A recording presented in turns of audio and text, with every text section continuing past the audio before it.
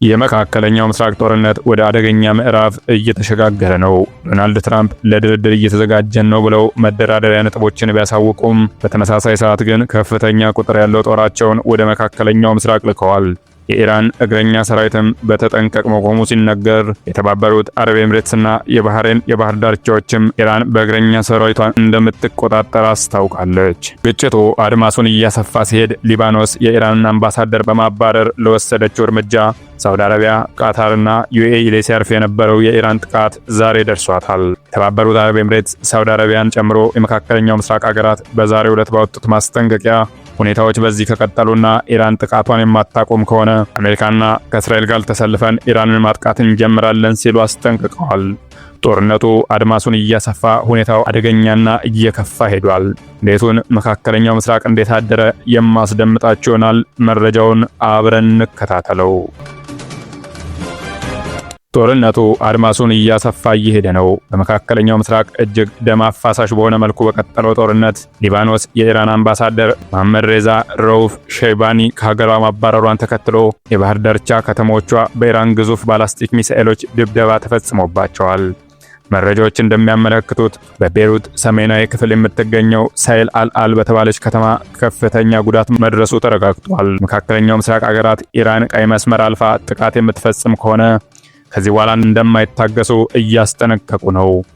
የእስራኤሉ ፕሬዝዳንት አይዛክ ሄርዞን የሊባኖስ የኢራን አምባሳደር ከሀገሯ ማባረሯን ውሳኔ ደፋር እርምጃና ጥሩ ውሳኔ ሲሉ አሞካሽተውታል። በሌላ በኩል ሳውዲ አረቢያና የተባበሩት አረብ ኤምሬትስ በኢነርጂ ተቋሞቻቸው ላይ በአየር ማረፊያዎቻቸው ላይ እየተሰነዘረ ያለው ጥቃት ኢራን ወሳኝ የሆኑ መሰረተ ልማቶቻቸውን ኢላማ ማድረጓን የምትቀጥል ከሆነ ሁለቱ ሀገራት በቀጣይ ቀናት እስራኤልና አሜሪካ በሚመሩት ወታደራዊ ጥቃት ጣልቃ ገብተው ኢራንን ወደ ማጥቃት እንደሚሄዱ ተዘግቧል። ስለ ድርድር የሚናገሩት የአሜሪካው ፕሬዝዳንት ዶናልድ ትራምፕ የታጠቁ በርካታ ወታደሮቻቸውን ወደ መካከለኛው ምስራቅ ልከዋል። ይህን ተከትሎ የእግረኛ ሰራዊት በኢራን ላይ ሊያዘምቱ ይችላሉ የሚለው ሐሳብ በሰፊው መነገሩ ቀጥሏል።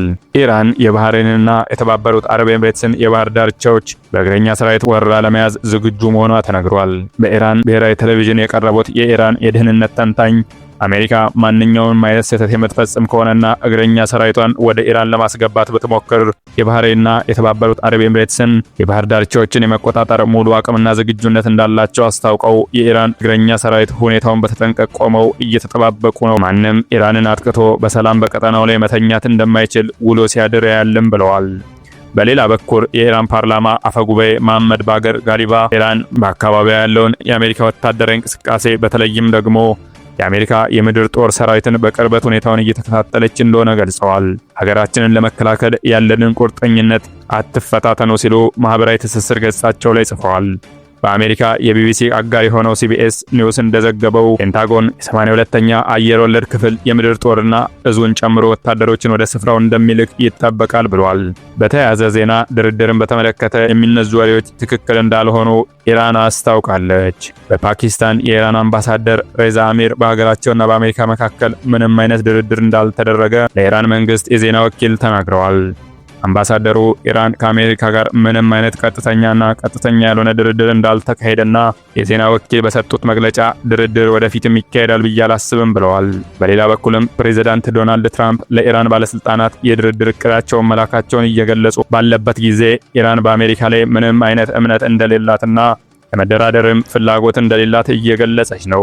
የኢራን የውጭ ጉዳይ ሚኒስትር ቃል አቀባይ እስማኤል ባጋይ ለህንዱ ጋዜጣ ኢንዲያን ቱዴይ በሰጡት ቃለ ምልልስ ላይ ማንም በአሜሪካ ዲፕሎማሲ ላይ እምነት ሊጥል አይችልም በማለት ያላቸውን ጥርጣሬ ገልጸዋል። ጨምረውም የአሜሪካን ዲፕሎማሲ በተመለከተ ኢራን በጣም መጥፎ ልምድ ነው ያላት በማለት በ9 ወራት ውስጥ ድርድሮች እየተካሄዱ 2 ጊዜ ጥቃት እንደተፈጸመባቸው በማብራራት ድርጊቱ የዲፕሎማሲ ክህደት ነው። ስለዚህ ከዚህ በኋላ ጠረጴዛ ዘርግተን የመቀመጡ ነገር አሜሪካ ጋር አሳሳቢ ነው ብለዋል። ይህ በእንዲህ እንዳለ ድርድሩን በይፋ ከመጀመሪያም ያልደገፈችው እስራኤል እንዳለችው ከሆነ ይህን ድርድር ፈጽሞ እንደማትፈልገውና ይህ ድርድርም በኢራን በኩል ተቀባይነት እንደማይኖረው ገልጻለች። አገራት የመጨረሻ ትዕግስታቸው እያለቀ እንደሆነ ከመግለጽም ባሻገር ለመዝመት እያቆበቆቡ ባለበት ሰዓት የአረብ ሀገራቱ ከነዳጅ በላይ የሚያስጨንቃቸው የውሃ ጉዳይ ነው ሲል ቢቢሲ ሁኔታውን በሰፊው አስቀምጦታል። የመካከለኛው ምስራቅ ጦርነት ከነዳጅ ሀብት ጋር ሊያያዝ እንደሚችል የሚገመት ጉዳይ ነው። የውሃ ጉዳይ አሜሪካና እስራኤል ከኢራን ጋር የሚያደርጉትን ጦርነት እየተስፋፋ መሄዱን ተከትሎ ውሃም ሌላኛው የግጭቱ ማዕከል ሊሆን እንደሚችል እየተነገረ ነው። ከዓለም አቀፉ ታዳሽ የንጹህ ውሃ ውስጥ የባህር ሰላጤው ሀገራት ድርሻ 2 በመቶ ብቻ ነው። በተለይም ከ1950ዎቹ የነዳጅ ኢንዱስትሪ አብዮት በኋላ በክልሉ በተፈጠረው ጫና ምክንያት ጨዋማ ውሃ እያጣሩ ይጠቀማሉ። እንደ ፈረንሳይ ዓለም አቀፍ ግንኙነት ተቋም ገለጻ 90 በመቶ የሚሆነው የኩዌት ውሃ ከጨዋማ ውሃ ማጣሪያ ይገኛል። የኦማን 86 በመቶ፣ የሳውዲ አረቢያ 70 በመቶና የተባበሩት አረብ ኤምሬቶች 42 በመቶ ነው።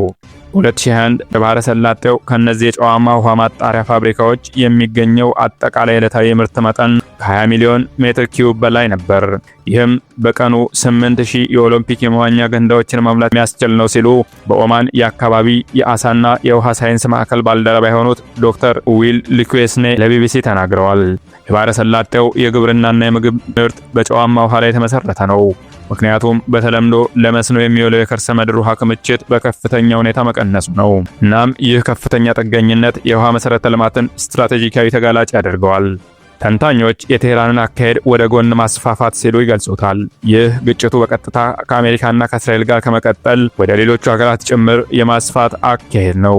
እንደ በቀል እርምጃ ቢቆጠርም የውሃ መሰረተ ልማት ኢላማ ማድረግ የኢራን ስትራቴጂ አካል ይመስላል። የባህረ ሰላጤው መንግስታት የውሃ መሰረተ ልማታቸው ጥቃት እየደረሰበት ነው ብለው ካመኑ ጦርነቱን ለማስቆም አሜሪካ ላይ ጫና ሊያሳድሩ ይችላሉ ሲሉ በኳታር የሚገኘው የሰሜን ምዕራብ ዩኒቨርሲቲ ፕሮፌሰር ማርክ ኦውን ጆንስ ተናግረዋል። ኢራን በቀጥታ የጨዋማ ውሃ ማጣሪያ ፋብሪካን መታለች ስትል ባህሬን ከሳለች።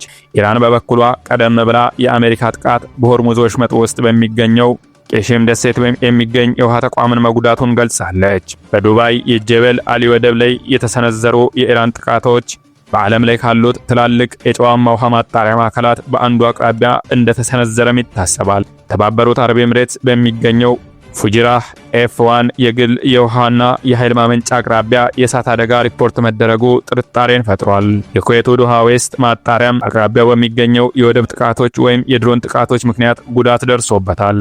ለኢራን ይህ የበለጠ ምልክት ሰጪ አካሄድ ነው ሲሉ የተባበሩት መንግስታት የውሃ የአካባቢና የጤና ዩኒቨርሲቲ ተቋም ኃላፊ የሆኑት ፕሮፌሰር ካሼ ማዳኒ ለቢቢሲ ወርልድ ሰርቪስ ተናግረዋል። ኢራን የምትወስዳቸው ማንኛውም እርምጃዎቿ በራሷ ላይ ለሚሰነዘሩ ጥቃቶች ተገቢ ምላሽ አድርጋ ታቀርባቸዋለች። በተለይም የባህሬኑን ጥቃቶች በቄሼም ደሴት ላይ የተፈጸመው ጥቃት የበቀል እርምጃ አድርገዋለች። በወሳኝ የውሃ መሰረተ ልማቶች ላይ ለሚሰነዘረው ጥቃት የኢራንን አቅምና ለአሜሪካና ለእስራኤል ወታደራዊ እርምጃ ምላሽ ለመስጠት ምን ያህል እንደተዘጋጀች ያሳያል። የማለዳ ግሎባል ቤተሰቦች መረጃዎቻችን ይህንን ይመስሉ ነበረ። ቀጣይ ቪዲዮ እንዲደርሳችሁ ቻናላችንን ሰብስክራይብ ማድረግ እንዳይረሱ። ቸርን ሰንብት።